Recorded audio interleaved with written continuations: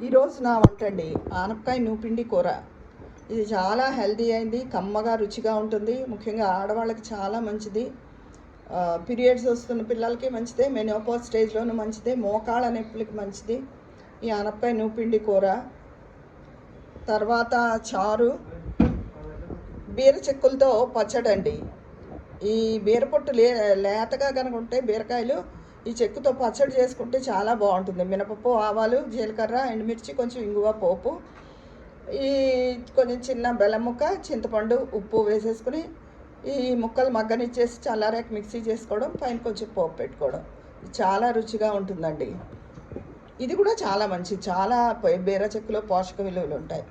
అలాగే ఈ నూపిడి ఆనపకాయ ముక్కలు ఉడకబెట్టేసుకోవడం, కొద్ది జీలకర్ర, నూపప్పు, ఎండుమిర్చి వేరేగా పోపు వేయించేసుకోవడం, ఎర్రగా దోరగా మిక్సీ చేసుకోవడం. ఇవి ఉడికిన తర్వాత కొంచెం పోపు వేసుకుని 2 స్పూన్లు పొడి వేసుకోవడం. చాలా మంచిదండి. ఇది ఈరోజు నా వంట. ఆనపకాయ నూపిండి కూర, చారు, బీర పొట్టుతో పచ్చడి. ఉంటాను.